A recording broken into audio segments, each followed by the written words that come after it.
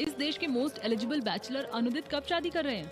बताइए ना सर, आपके बेस्ट फ्रेंड देव की शादी हो रही है, आप कब करेंगे शादी? No comments.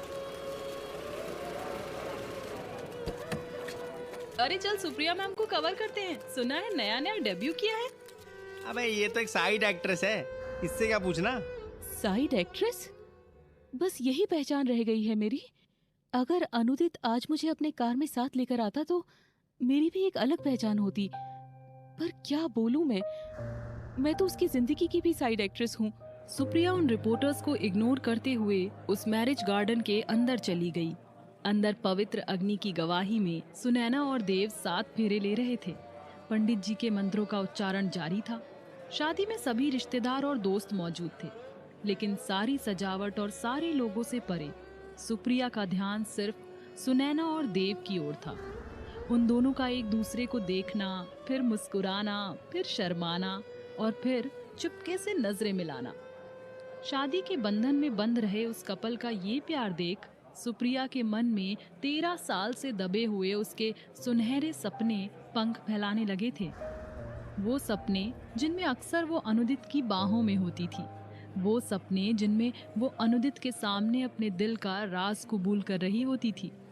लेकिन उन सपनों के पंखों को सुप्रिया ने हमेशा के लिए काट कर ही रखा था, क्योंकि वो अच्छी तरह जानती थी कि उसकी असलियत उसके सपनों से कोसों दूर थी। सुप्रिया खुद से बहुत दूर खड़े अनुदित की तरफ देखते हुए अपने मन में कह रही थी, आज हमारी शादी को 2 महीने हो चुके हैं।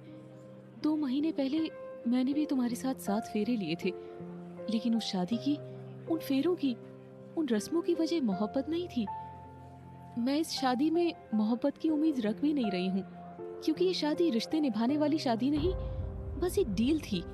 शादी के बाद भी एक कमरे में रहकर भी ये दूरी मुझे अब नहीं बर्दाश्त होती अनुदित। काश तुम्हें मेरे आंखों में मेरा प्यार और अधूरापन दिखाई देता। अपने मन में इतना कुछ सोचते सोचते सामने से निकल रहे वेटर से वोडका शॉट्स उठाकर पीने लगती है। एक के बाद एक सारे शॉट्स ले लेती है। 13 साल तक अनुदित को बिना बताए उससे एक तरफा मोहब्बत करना सुप्रिया के लिए आसान था, लेकिन अब उसके साथ, उसके पास रहकर अपने मन के एहसासों को छिपाना सुप्रिया को बेहद तकलीफ देता था। आज उसकी सहेली सुनैना की शादी के इस खुशनुमा माहौल में भी उसकी तकलीफ ने उसका पीछा नहीं छोड़ा था, बल्कि वहां हो रहे हर एक फेरे के साथ उसके मन में अनुदित की याद और उसके लिए एक तरफा प्यार की तकलीफ बढ़ती ही जा रही थी। अनुदित को भी विस्की पर विस्की पीता देख उसका दर्द बढ़ता ही जाता है। I can't handle it anymore. उसने पार्किंग में जाकर कार निकाली और अपने बंगले की तरफ दौड़ा दी। सुप्रिया जानती थी कि उसके प्यार की तरह उसका गुस्सा और उसकी तकलीफ भी एक तरफा ही थी। उसके हिसाब से अनुदित को उसके गुस्से या दर्द से भी कोई लेना देना नहीं था, इसलिए उसने अपना गुस्सा जताना भी छोड़ दिया था और इसी वजह से वो अनुदित के सामने अपनी सारी भावनाओं के सैलाब को अपने नाजुक से दिल में समेटे रखती थी। बेंगलोर शहर की मशहूर सड़कों से होते हुए सुप्रिया की गाड़ी सुनसान रास्तों की ओर बढ़ रही थी। मीडिया और रिपोर्टर्स की पैनी नजरों से दूर बसे एक इलाके में सुप्रिया और अनुदित का वो बंगला था जिसमें फिलहाल वे दोनों साथ रह रहे थे। यूं तो सुप्रिया का एक्टिंग करियर सिर्फ 6 महीने पहले ही शुरू हुआ था, लेकिन फिर भी मीडिया की नजरों से बचकर रहना उसके लिए बहुत जरूरी था। पूरी जिंदगी वो अपने आप को, अपनी फीलिंग्स को, अपने सपनों को, अपनी चाहतों को सबसे छिपाती रही थी। अभी वो यही सोच रही थी कि उसे अपने दर्द को अनुदित से कैसे छिपाना है, कैसे उसके सामने बिल्कुल नॉर्मल रहना है जब वो घर लौटे। इन्हीं सब उधेड़ बुन में उलझी हुई वो घर तक आ गई। उसने कार गैरेज में रखी और अंदर आई। मेन हॉल के सन्नाटे में सिर्फ उसकी हाई हील्स की आवाज गूंज रही थी। अगर अनुदित भी वापस घर आया तो? लेकिन अभी तो सिर्फ 11 बजे हैं। अनुदित 12 बजे से पहले नहीं लौटेगा। सुप्रिया अपने कमरे के दरवाजे पर खड़ी खड़ी सोच ही रही थी। उसे क्या पता था कि अपनी मोहब्बत के जिस सपने को वो अनुदित से छिपा कर रखना चाहती थी, वो आज अनजाने में ही सच होने वाला था। सुबह की तेज धूप चेहरे पर पड़ते ही सुप्रिया की नींद खुली। उसने मुस्कुराते हुए अंगड़ाई ली। आज फिर एक बार अपनी उन्हीं मोहब्बत भरे खूबसूरत सपनों की खुमारी में उसने आंखें खोली, जिनमें हल्का हल्का सा नशा भी चढ़ा हुआ था। अनुदित? हाँ। अपने सामने सोफे पर बैठे अनुदित को देखकर सुप्रिया को उतनी हैरानी नहीं हुई थी जितनी हैरानी उसे खुद की हालत पर हो रही थी। उसके सारे कपड़े फर्श पर बिखरे पड़े थे, यहाँ तक कि उसके अंडरगारमेंट्स भी।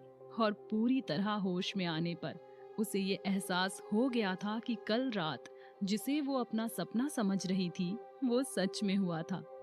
सामने बैठे अनुदित का भावहीन चेहरा इस बात की गवाही दे रहा था कि जो कुछ भी हुआ था उससे वो बेहद नाराज था। वो एक टक सुप्रिया को ही घूरे जा रहा था, मानो उसके चेहरे को पढ़कर अपने सवालों के जवाब जानना चाहता हो। सुप्रिया अनुदित की उन नजरों का सामना नहीं कर सकती थी। उसने झट से बेड पर पड़ी चादर खुद से लपेटी और बिना अनुदित से नजर मिलाए तेज कदमों से बाथरूम की ओर बढ़ गई। लेकिन इससे पहले कि वो दरवाजा लॉक कर पाती, अनुदित गुस्से में दरवाजे को धकेलते हुए उसके पीछे आ गया था। क्यों किया तुमने ये सब? जब 2 महीने पहले हमारी सीक्रेट मैरिज हुई थी तब तो तुमने वादा किया था कि हमारे बीच कोई फिजिकल रिलेशनशिप नहीं होगा। फिर कल रात तुमने अपना वादा क्यों तोड़ दिया? बोलो सुप्रिया। अनुदित की सर्द आवाज से सुप्रिया कांप उठी थी। उसे याद आ रहा था कि कल अनुदित बुरी तरह नशे में डूबा हुआ था और शायद वो खुद भी नशे में थी, और फिर शायद वो अनुदित के लिए अपनी चाहत और अपने प्यार को रोक नहीं पाई। कुछ बोलो सुप्रिया। सुप्रिया की खामोशी से अनुदित के धैर्य का बांध अब टूटता जा रहा था। सुप्रिया को जवाब देना ही था, लेकिन वो क्या कहे? वो उसे नहीं बता सकती थी कि वो उससे बेहद प्यार करती है।